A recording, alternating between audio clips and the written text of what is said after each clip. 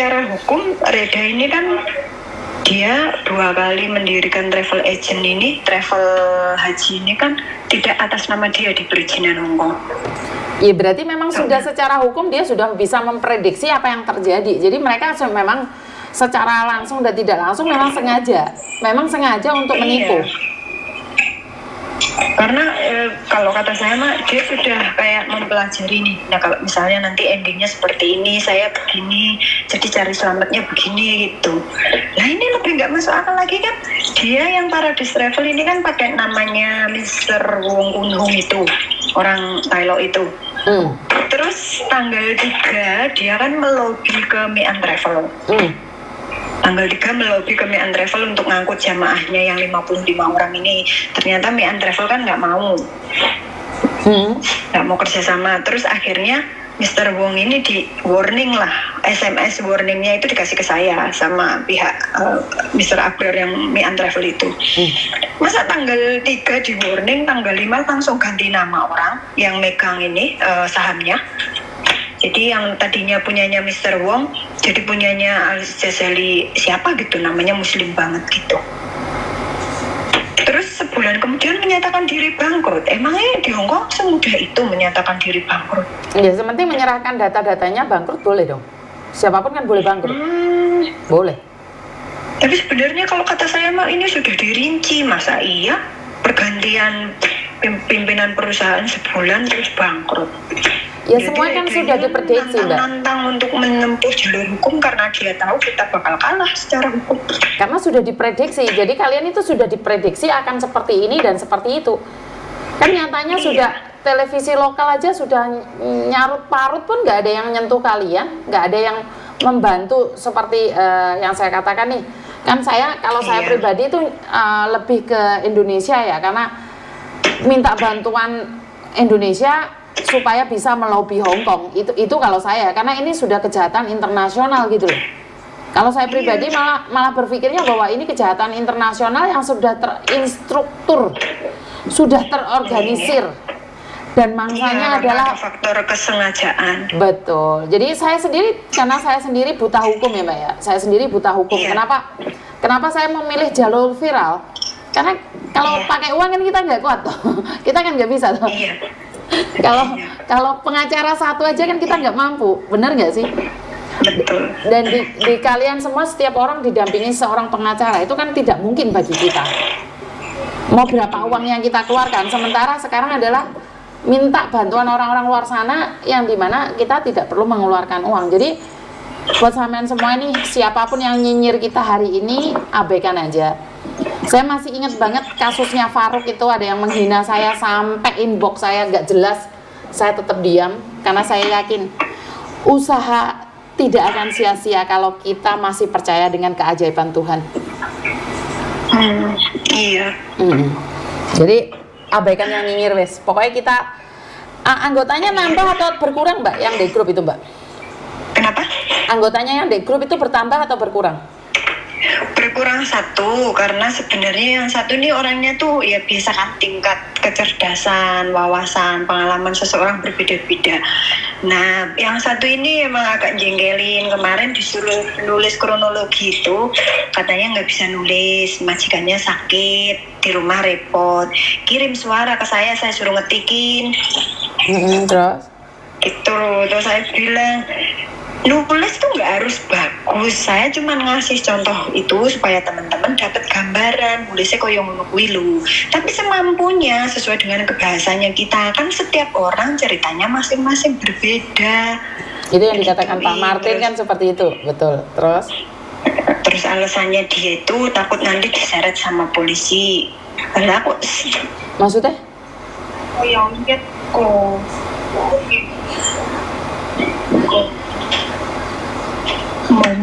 Musuh benar punya kamyat lain kue tak tahu di coba pasai di toko lawan toli tolong mali do mai mana sih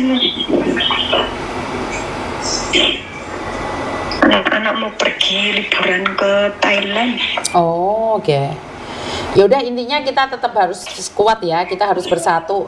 Siapapun yang mundur silahkan mundur mumpung dari awal, jadi biar kita kekuatannya penuh ya. Terus dia pengen berangkat haji dari Hong Kong katanya.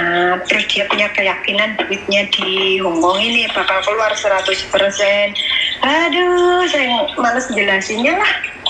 Ya udah, nggak apa-apa dah, yang mundur biarkan yang mundur. Jadi pesan terakhir buat teman-teman, apa sih yang di luar sana yang masih belum gabung atau memang membiarkan mereka nggak gabung menurut pendapat sampean? Kalau saya kemarin kan sudah ngasih tawaran ke temen yang kemarin didampingi KJRI itu, karena kan pendampingan KJRI ya juga cuma sebatas menemani laporan, tapi nggak ada tindakan lanjut kan. Tapi teman-teman bilangnya ya gitu, udah minta ditangani KJRI saja gitu, karena KJRI kan wakil pemerintah kita di sini gitu, karena mereka tuh sepertinya belum paham bahwa kinerja KJRI itu sebenarnya mamate. Ya, kita tetap kepercayaan kita aja masing-masing, semoga sukses selalu wes buat sampean. Dan besok kita live lagi di SCTV ya. Oh, saya punya kelemahan Bun, kayaknya tadi itu sinyalnya kurang bagus karena apa? Iya, betul. Pihak SCTV itu kan minta saya duduknya agak menjauh, sedangkan saya zoomnya kan nggak pakai laptop, saya zoomnya kan cuma pakai HP. Jadi kalau agak menjauh kan susah. Bukan, itu bukan Suaranya SCTV. putus-putus. Tadi itu Metro TV. Bukan SCTV, tadi Metro TV. Pihak Metro TV itu minta saya duduknya agak menjauh gitu. Padahal kalau Zoom tuh kalau lewat HP kan enaknya dekat biar suaranya ketangkep gitu loh. Iya, itu pedot-pedot tadi suaranya. Ya wes, nggak apa-apa lah. Semoga deh SCTV besok kan menemukan kelemahannya apa, jadi besok diperbaiki biar bisa menjelaskan lebih detail, jelas, mudah dipahami sama pemirsa. Oke, jadi nomormu nih akan melanglang buana di Indonesia, nggak apa-apa ya. Jadi semua orang akan mungkin kemungkinan besar mencarimu secara langsung. Karena saya pribadi, saya tidak perlu muncul di layar, yang penting saya bisa menggerakkan orang-orang untuk membantu kalian. Iya, ya, dan sebenarnya kalau dibilang nyari pamor, enggak. Kalau ini kan sekedar mewakili teman-teman yang berbicara mencari keadilan. Kalau nggak ada salah satu yang mewakili, siapa yang ngomong? Kalau cuma diem aja kita didolimi. Terus ada lagi yang nyerang, katanya kok berani banget, nggak ada adab, nggak ada etika, sopan santun, nyerang ulama gitu. Maksudnya nyerang ulama gimana? Jenengan nyerang ulama? Karena saya kan selalu mention bahwa kita sebenarnya daftar ke sana kan pertimbangannya Pak Muhaimin lah, karena itu alasan utama teman-teman termasuk saya loh. Oke. Jadi memang dari awal. Jadi di setiap podcast pun sampean selalu mention itu semua. Oke. Jadi ya semoga ada jalan sih Mbak. Saya pribadi saya cuma bisa bantu ngiralin, dan itu tetap kebijakan orang-orang yang di atas yang punya kuasa, bener gak sih? Iya, jadi betul. Kalau benar, kita meyakini bahwa setiap perjuangan itu pasti akan menemukan hasil, walaupun tidak saat ini gitu. Betul. Harus panjang berliku, nggak ada perjuangan yang sia-sia. Dan teman-teman saat ini sudah mulai seperti tanaman itu mulai bersemi gitu, yang tadinya lagi. Ya, yang tadinya sudah kandas dan tidak punya harapan, saya selalu berdoa nih di setiap tidur saya selalu bawa kalian dalam doa, bahwa saya percaya mujizat itu nyata, dan kalau dalam perhitungan manusia adalah 1 + 1 itu 2, tapi dalam perhitungan Tuhan 1 + 1 itu bisa jadi 100, bisa jadi 1000, bahkan bisa jadi 1 juta. Jadi saya tetap percaya perhitungan Tuhan. Kalau orang lain bilang bahwa ini tidak mungkin Miss Yuni, tapi saya percaya ini menyangkut agama loh. Saya yakin dan percaya Tuhan tidak akan izinkan ini terjadi pada kalian. Tuhan tidak akan izinkan kalian dipermalukan oleh orang-orang yang punya hati dajjal. Saya yakin itu pasti. Kalau nggak hari ini ya mungkin besok atau tahun depan atau 2-3 tahun lagi. Itu saya percaya. Karena ini adalah menyangkut rumah Tuhan. Jadi rumah Tuhan aja diajak bercanda sama orang-orang tertentu. Ini sangat apa ya, kekuatannya iblis ini lebih kuat gitu loh. Masa iya sih keringat kuning orang nggak dikembalikan, Rek? Ya kan nggak juga dong. Iya, udah itu yang saya geramnya kemarin itu, minimalnya kan dia merasa bersalah ya, minta maaf lah ke jamaah terus diam gitu loh. Ini enggak, masih nyeceret ya, mana suaranya yang kemarin koar-koar mau menempuh jalur hukum, silahkan nikmati hukum masalah gitu. Jadi ngomong kayak gitu ada buktinya nggak? Ada buktinya nggak kalian ngomong? Ada di WhatsApp. Oke. Kemarin yang punya WhatsAppnya siapa nanti saya ini di grup itu loh saya taunya. Bukan Saya harus bilang, ya Allah. harus di screenshot loh. Jangan cuma bicara aja. Saat kita berbicara itu nggak boleh kalau tidak ada bukti. Saya tidak ingin kalau Iya. kita sudah menempuh jalur hukum. Berarti kan dia ini Iya. ngajak guyon sama penegak hukum dan juga polisi. Ini jangan polisi ditantang loh Mbak. Penegak hukum jangan ditantang loh. Saat mereka Jadi- sudah bermain, kelar hidup kita. Makanya Mbak Martin ini saya anggap dolimnya itu udah sampai puncak gitu loh. Harusnya kan dia diem minta maaf. Ini enggak. Ya karena dia merasa Nanti- tidak bersalah Mbak. Karena dia merasa tidak bersalah. Udah gitu kan dia mungkin diceritain sama Reda kalau dia nanti bakal lepas dari jerat hukum ini dianggap perbudakan itu tadi loh.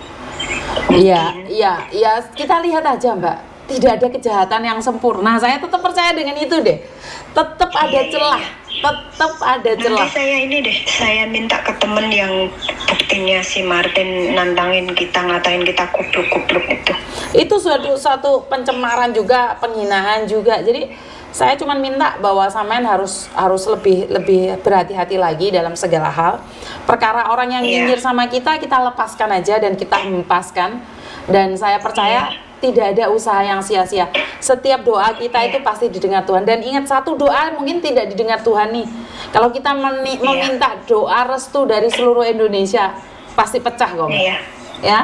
Iya. Ya wes, tak tunggu kabar Terima berikutnya kasih ya. ya. Besok Ini. RCTI akan menghubungi SCTV, sorry.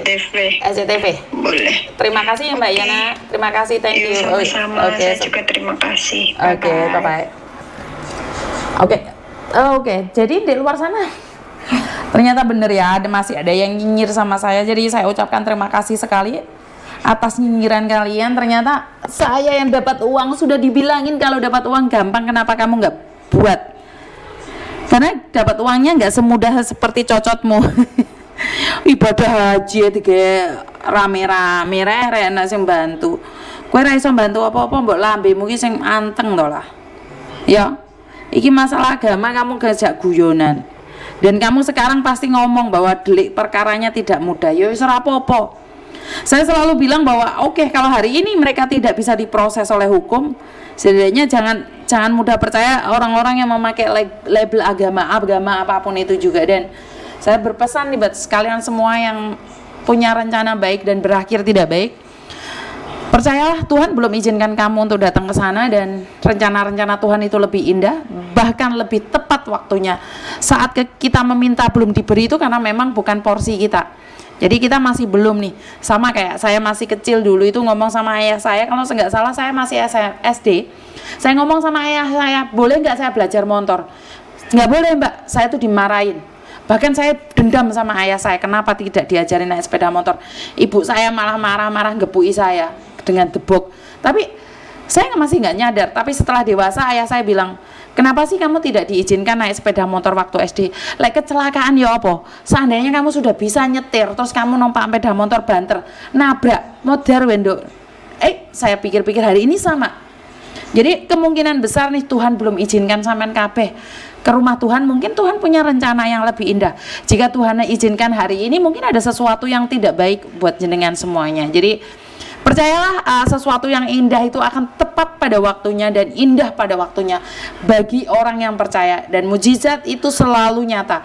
Dan ingat, jangan perhitungkan hitungan manusia, perhitungkan hitungan Tuhan, karena hitungan Tuhan itu tepat, tidak kurang dan tidak lebih. Begitu juga dengan apa yang Tuhan berikan. Kalau jatahmu cuman mangkok, jangan minta ember Mbak, mutah.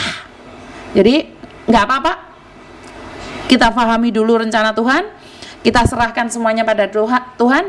Dan itu aja dari saya, kurang lebihnya saya minta maaf. Wassalamualaikum warahmatullahi wabarakatuh. Berkat Tuhan mengalir atas hidup kita semua. Semoga semua makhluk hidup bahagia, dan terima kasih, bye-bye.